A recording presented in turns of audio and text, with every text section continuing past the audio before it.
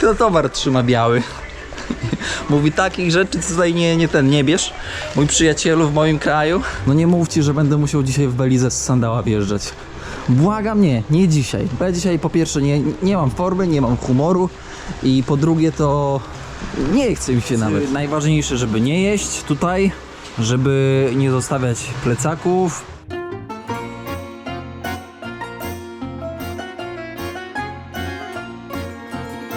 Witam Państwa bardzo serdecznie w czwartym odcinku z serii Belize Jak to daleko. Moi drodzy, znajdujemy się w centrum, poza centrum miasta Belize, Belize City, czyli starej niegdyś stolicy, o czym jeszcze opowiem w dzisiejszym odcinku, bo udamy się do miasta. Dzisiejszy odcinek jest dedykowany właśnie temu miastu, ale póki co to pokażę Wam, co się dzieje tutaj w hostelu. Proszę zobaczyć. Pełny serwis. Suszenie namiotu, suszenie maty do spania, suszenie poduszek i wszystkiego, bo wczoraj w nocy był deszcz, a spałem pod namiotem, jak wiecie z poprzedniego odcinka. Jeżeli tego nie wysuszę, no to niestety później to śmierdzi po stokroć, więc trzeba o to zadbać. Do tego jeszcze cały serwis, włącznie z praniem. Zawsze pytacie kierowniku, ile masz rzeczy na zmianę. No niedużo, dlatego też w każdym możliwym momencie piorę ze moimi ziomkami. Witam serdecznie. Hej, siemasz. O, co tam? Uważaj na ogon. Czarek, co tam, dwójkę stawiasz? Szok. W każdym razie, za chwilkę idziemy zwiedzać miasto. Odnośnie niebieskiej koszuli narosła legenda. I pytacie czasami, kierowniku, ile masz niebieskich koszul? I ja wam nie powiem ile. W Belize takie normalne gniazdka. Ale zarąbiście, co? I lodówka jest? Szafek na rzeczy nie ma. Trochę się boję, bo tak jak wspomniałem w poprzednim odcinku, tutaj w plecaku mam trochę pieniędzy. No kilka tysięcy złotych. Nie ma co ukrywać. Trochę w kieszeni, trochę w plecaku. I jak nie ma, wiecie, szafek, no to trochę strach zostawiać. Z drugiej strony jest tylko jeden Francuz, który podróżuje z małym plecaczkiem. No i nie ma namiotu, nic. I jest zdany na takie miejsca noclegowe i mówi do mnie: ty Tomek, ale tutaj w Belize drogo, w ogóle te miejsca noclegowe są jakieś wystrzelone w kosmos cenowo. No i to jest prawda, to co widzieliście na poprzednich odcinkach.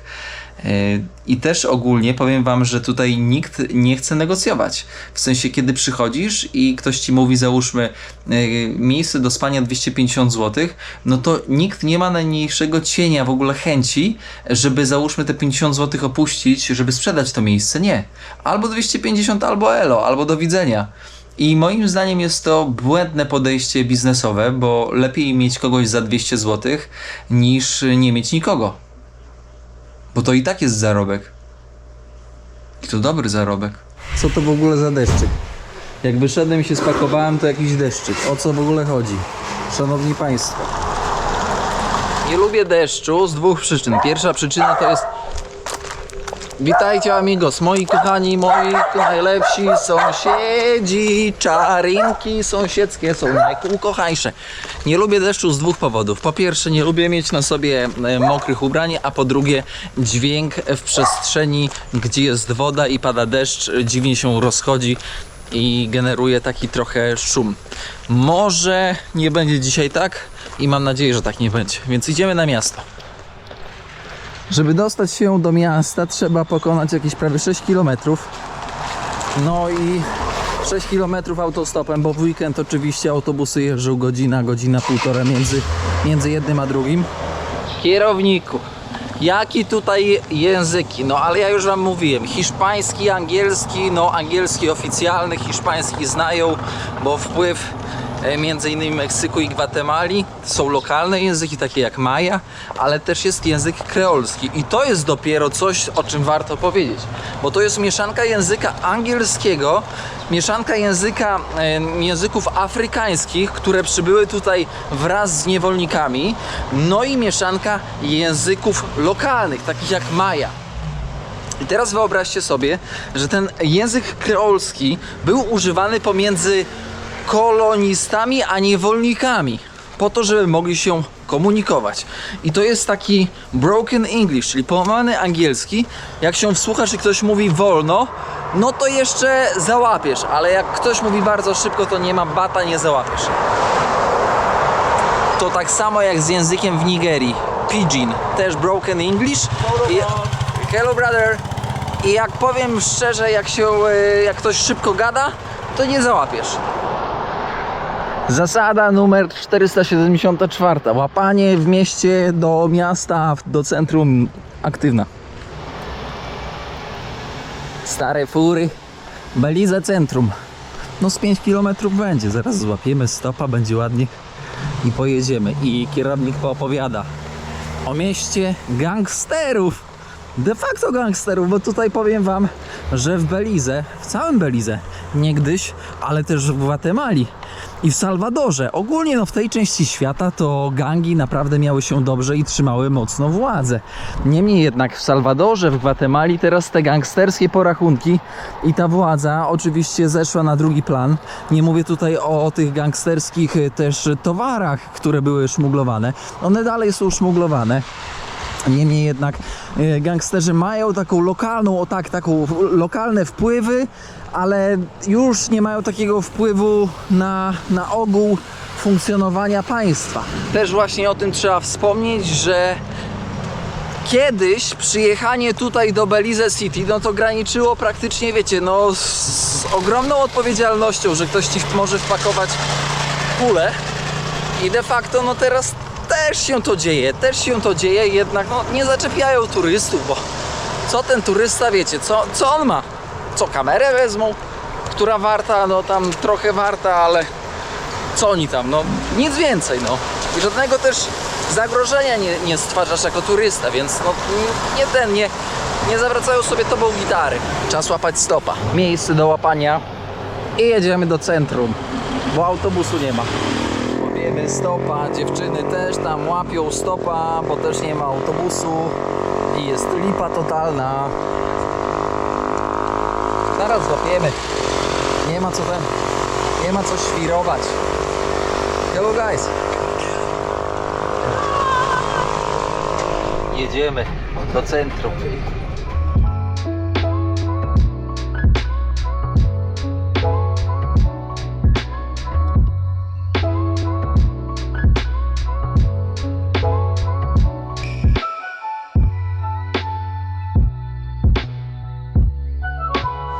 Tutaj powiem wam, że tyle jest wody, że no komary to po prostu mają święto mają.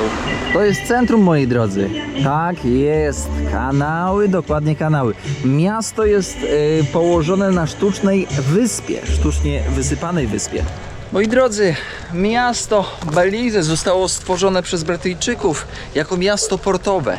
Miasto portowe, z którego Brytyjczycy ciągnęli drzewo. Z tego co wyczytałem, no to głównie machoń. Głównie machoń, który jest w Europie pożądany ze względu na swoje właściwości, w jakieś gówno wlazłem, swoje właściwości i drogocenność.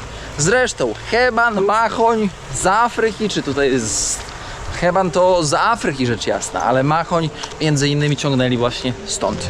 Wszystko dzisiaj pozamykane, bo weekend. Są tylko gangsterzy na ulicach, tak jak ten ziomek. No nie mówcie, że będę musiał dzisiaj w Belize z sandała wjeżdżać. Błagam, nie dzisiaj. Bo dzisiaj po pierwsze nie mam formy, nie mam humoru i po drugie to nie chce mi się nawet zaczepiać. Hola amigos. No cigarette, no smoke.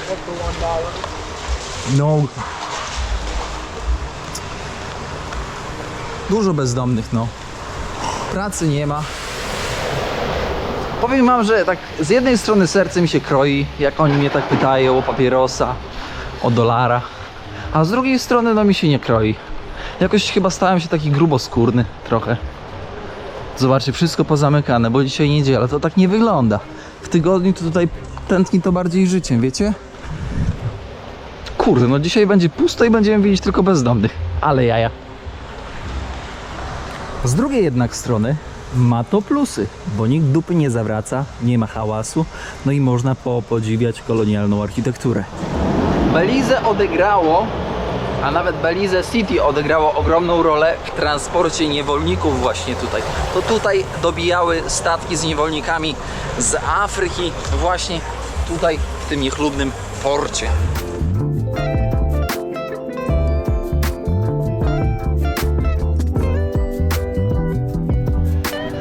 Chyba pierwszy raz w życiu jestem w kraju, który jest taką mieszanką kulturową. Afrykańsko-etniczno-indiańską. Naprawdę, miks tak totalny. Od Chińczyków po Hindusów, po Bengalczyków, po Majów, po Hiszpanów, po Brytyjczyków, po, moi drodzy, nie wiem kto tam jeszcze. Ale chłopaków to tutaj mocno widać na tych ulicach. To jest centrum. City Hall. Nie wiem jak ten odcinek dzisiaj zadedykować. Czy zadedykować go w imię naszych kolegów bezdomnych, czy Belize City, nie wiem, pomyślę jeszcze, zobaczymy, pożyjemy. Jestem na świeczniku ziomków z ulicy i ja to widzę, ja to czuję. Jedno z grup etniczych, Garifuna, to jest mieszanka niewolników i mieszanka Majów i no ludzie w naturalny sposób się mieszają. To tak jak Polacy wyjeżdżają za granicę i załóżmy, nie wiem, do Anglii czy to do Stanów, no to mieszają się z Amerykanami. I to jest naturalne, bo człowiek szuka drugiej połówki, szuka wsparcia, szuka oparcia, we dwójkę zawsze, moi drodzy, raźniej. I Garifuna przywieźli ze sobą, rzecz jasna, swoją kulturę i swoje rytuały. No i tutaj jest dość ciekawe, bo zobaczcie, to jest taka mieszanka i Garifuna mają ceremonię Duga. Duga to ceremonia, w której składają ofiary bogom jakiejś intencji. Na przykład, żeby deszcz spadł. Albo na przykład, żeby no coś się udało. Żeby żonę znaleźć. Takie życie płynie, życie, nasi przyjaciele z lewej. Hola amigo.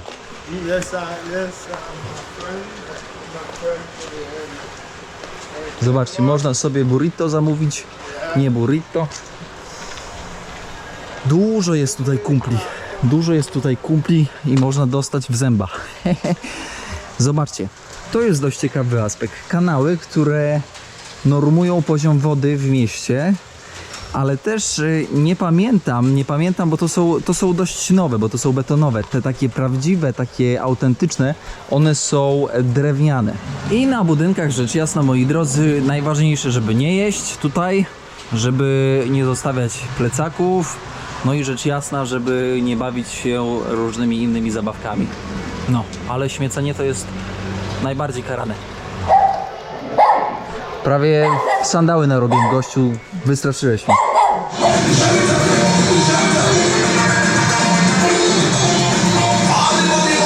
Ktoś zapyta, kierowniku, a co to za muzyka była? Proszę, szefie. Broke Down. Brognał. Z kultury kreolskiej. Muzyka, która zmieszała się, to taki miks z ogromnym wpływem właśnie niewolniczych kultur. No bo niewolnicy przybywali no, z różnych części Afryki, więc każda część Afryki miała swoją charakterystyczną kulturę w muzyce, czy też w stylu bycia i życia. Tutaj bez ściemy, jak wrzucasz śmieci czy coś do kanałów, no to zapłacisz między 500 a 2000. A to, moi drodzy, jest 1000 zł, a 4000. Więc uwaga, uwaga. Andrzeje, posiadówka. Spokojne ulice, życie ulicy. Alberta, spotkałem mojego kumpla i zaraz idę z nim. Tak sobie zagadałem do ziomka i się okazało, że on tutaj mieszka, no. Więc sobie pochodzę, przejdę się z nim, zobaczę, podpytam go troszkę o takie życiowe sprawy. No to będziemy mieć informacje z pierwszej ręki. Sklep spożywczy. Kraty, żeby nie ukradli nic. To właśnie ta ulica, Gregor Street, odgrywała niegdyś ogromną rolę w budowaniu społeczności tutaj. No tutaj, co tu się dzieje, mordo, na środku tego. Nie, no świrze. Najgorsza miejscowa, jaką można sobie na dwójkę wyobrazić. Chłopie, nie chcę nic mówić, ale pojechałeś na ostro, Czarek. George Street, owiana złą sławą. Ziomek mi tutaj mówi tak: jak zobaczył białego, to ktoś może zechcieć twoją kamerę. No i dobra, no tutaj można dostać kulkę w kolano, ale powiem wam, że no naprawdę trzeba się nastarać. Czasami nie nastarać, nie? W każdym razie, no zobaczymy, no. No to jest mistrzostwo świata. Jak Boga kocham. Na gangsterskiej dzielnicy hotelik. Las Palmeras Guest House. Tego nie było niestety na Google. Ale pójdę z ciekawości chyba nie będę pytać, bo to znając życie pewnie taka cena zaporowa, że z sandała wyciąga i lepiej nawet nie zawracać sobie głowy. Kurczę, trochę żałuję, że dzisiaj nie jest środek tygodnia i te wszystkie miejsca są pozamykane, bo zobaczcie, to jest Stone Music Outlet, czyli można tutaj płyty na George Street kupić. No jak podpytywałem takiego ziomka, no to właśnie mówił, że tutaj raz w miesiącu co najmniej, no to musi coś tam się wydarzyć, jakieś świrowanie. Chodzę, zagaduję, rozmawiam, poznałem takiego ziomka, Gwatemalczyk, ojciec, mama, Indianka. O, pulpetina. I on mówi tak, to towar trzyma biały. Mówi, takich rzeczy tutaj nie bierz, mój przyjacielu w moim kraju. Ja mówię, ale to ci też szkodzi. On mówi, ja nie biorę niczego, co mi szkodzi. I tyle w temacie. Ja mówię, dobra, dziku, pozdro, elo. Kurczę, ile ja się tutaj tak nasłucham dziwnych George Street, dziwnych rzeczy o tej ulicy z ludźmi. Nie wyciągam kamery, bo nie chcą być nagrywani. W sensie nie chcą udzielać takich wywiadów otwartych na zasadzie tego, co mi mówią, no to nie chcą tego powiedzieć przed kamerą, no bo to bardzo często mija się hola amigos, mija się z tym, z prawem i siłą rzeczy, no boją się. Boją się tego, gdzie to będzie, no i zresztą sami wiecie, o pewnych sprawach w internecie nie można mówić, bo internet nie jest gotowy na tego typu właśnie przygody. Ale żyją tutaj, powiedziałbym, w skrajnej nędzy, można tak powiedzieć. Rząd się nie interesuje, rząd ma wywalone. Ten ziomek Kevin, z którym rozmawiałem, ma 3 dzieci, mówi, że skończył szkołę, high school, na uniwersytet nie było go stać, nie ma pracy, nie ma nic, no. Próbuje przetrwać. Życie.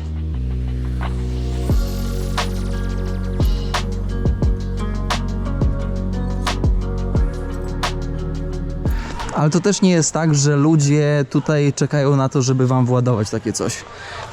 Na to trzeba zasłużyć trochę, albo wpaść w nieodpowiednim momencie na nieodpowiednich ludzi, którzy są pod wpływem nieodpowiednich rzeczy. I tyle, no.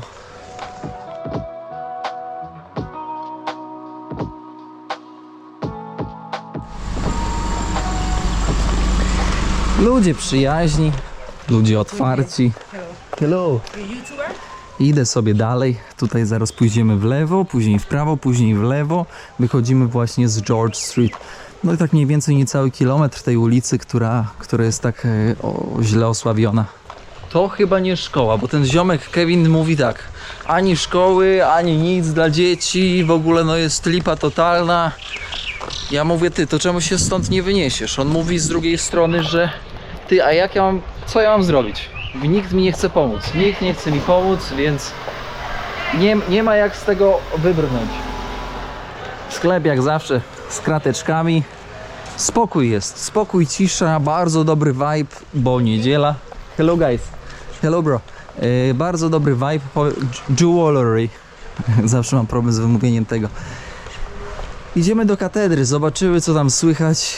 W każdym razie z chłopakami właśnie rozmawiałem, dealowali zielone, zawołali mnie, mówię, dobra, no idę, no co ma być to będzie i będzie, ale jest spokojnie. Zasada jest prosta, jak nie cwaniaczysz, no to przeważnie nie ma się czego bać. Jak cwaniaczysz, no to możesz się bać. O, komuś lusterko uwalili, komuś opony przebili. Takie to tutaj życie. Opona za oponę, lusterko za lusterko.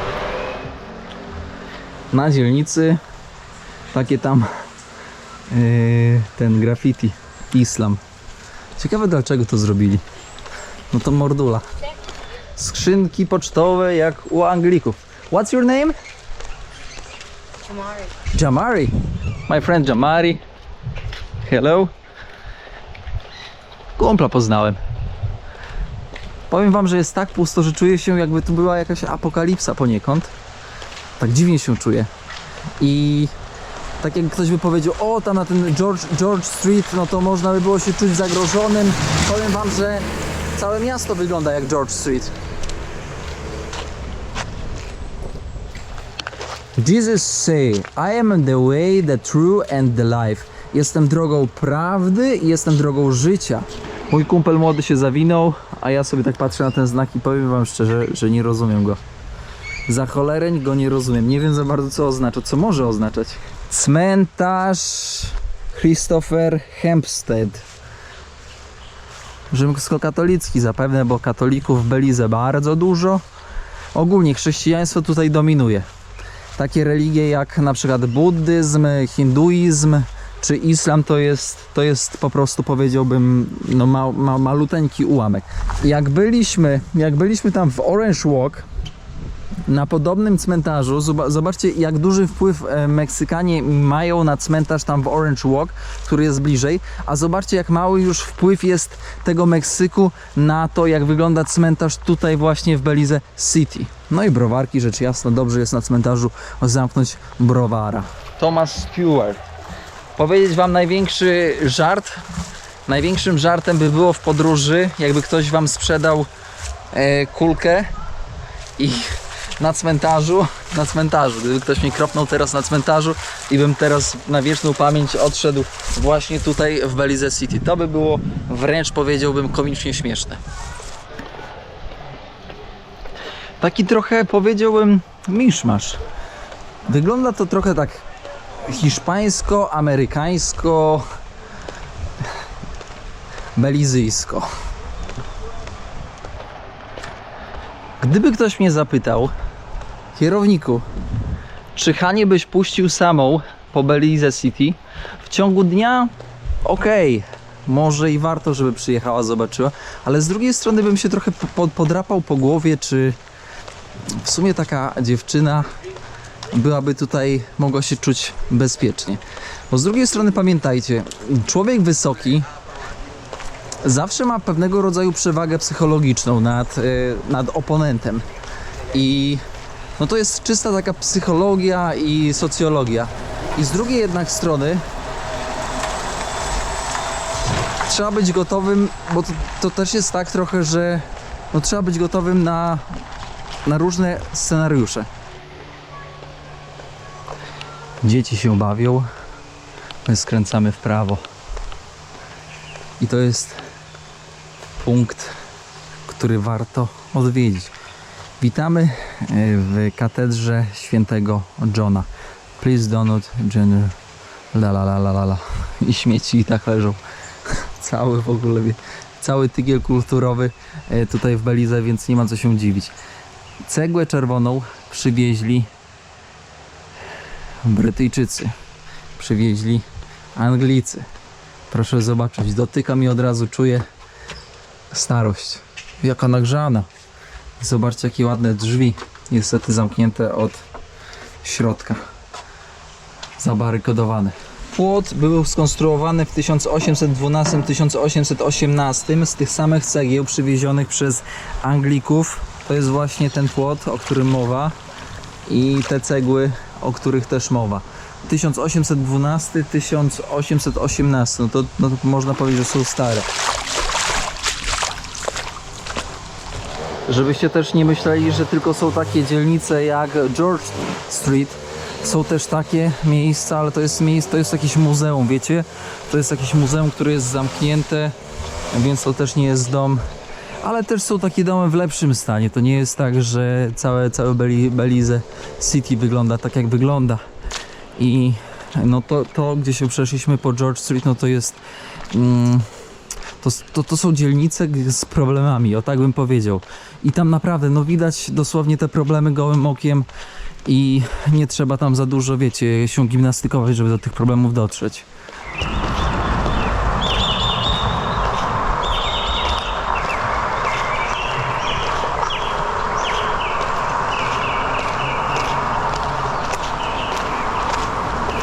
Jeszcze raz powiem, że nigdy nie byłem w tak wyludnionym, dużym mieście, które niegdyś było stolicą. No i w sumie nie powiedziałem wcześniej, dlaczego Belize City, które niegdyś było stolicą, już tą stolicą nie jest. W 1961 stuknął w miasto huragan i no rozwalił doszczętnie.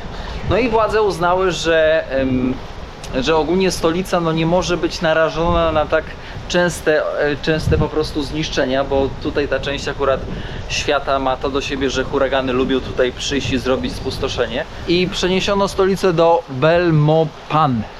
Trudna nazwa. To jest, moi drodzy, port. Morze Karaibskie. To właśnie tutaj, tam jakaś wysepka z czymś. Ciężko powiedzieć, co tam jest. Morze Karaibskie. Pokłady ropy naftowej nie wydobywają z przyczyn ekologicznych, z przyczyn politycznych. Mam wrażenie, jakbym był gdzieś nad Bałtykiem w chałupach nie wiem, w grudniu, 25 grudnia. Cisza, spokój, nie ma w ogóle ani jednej duszy turysty.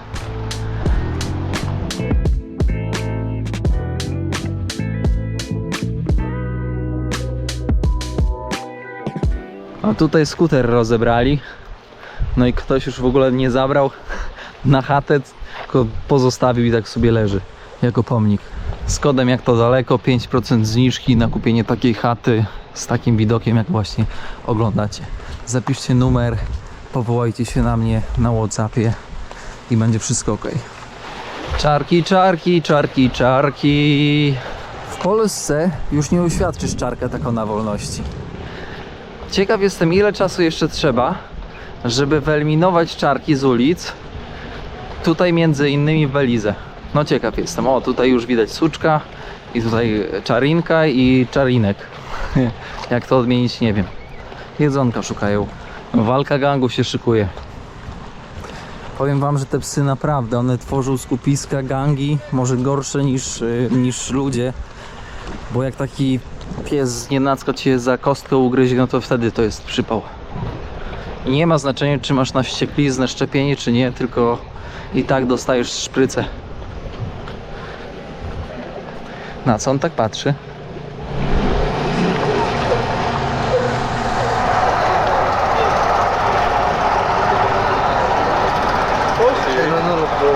Ciemno się robi, a jak się robi ciemno, to kamera słabo sobie radzi, ale sobie radzi. Niemniej jednak będę kończyć dzisiejszy odcinek. Bardzo dziękuję, moi drodzy, za wspólną podróż po Belize City. Powiem wam, że to poszerza horyzonty, perspektywę, ukazuje świat w troszkę innym świetle niż widzimy go w mediach standardowego nurtu, w mainstreamie. I powiem wam szczerze, że cieszę się, że mam możliwość podróżowania i pokazywania tego, co widzę, tego, co czuję, przekazywania tych wszystkich emocji, które są z tym związane. Bo wasz światopogląd dzięki temu zostaje poszerzony i świat nie jest taki jednorodny, jak pokazują w mediach, tylko świat jest różny i różnie trzeba do niego podchodzić. Pamiętajcie, żeby zostawić łapeczkę i rzecz jasna komentarz, żebym miał siłę na to, żeby chodzić właśnie po tego typu miastach i ulicach. No i rzecz jasna, poczta sandałowa, po to, żeby sandały doszły jeszcze dalej w życiu i w świecie. Następnym razem, jak tu przyjadę do Belize, to postaram się być w ciągu tygodnia i pokazać wam właśnie odcinek, jak wygląda to żyjące miasto z ludźmi. Jak na razie na kanale Jak to daleko zobaczyliście, jak wygląda w weekend. Jest wręcz, powiedziałbym, wyludnione, jakby tutaj coś się dziwnego zadziało. Ale ludzie po prostu odpoczywają i siedzą w domach. Nie wychylają nosa, bo nie muszą. Przepraszam, jeszcze nie koniec. Muszę zrobić przebitkę z powrotu do domu. Złapałem stopa na noc tutaj. Podjechałem z gościem 3 km. Spoko, zachodzę do sklepu. Jogurt 9 zł. 440 gram. 9 zł. Dwie marchewki takiej wielkości 5 zł. Czujecie to? Co to w ogóle za świrowanie, ty? To co? Kończymy. Wszystkiego dobrego. Pozdrawiam serdecznie. Niech wam zdrowie dopisuje. Miłość niech was szuka. Szanujcie rodziców. Dzieci swoje też, drodzy rodzice. Pogłaszcie czarki i pulpety, których dzisiaj trochę zobaczyliśmy. I co? I do zobaczenia, do usłyszenia.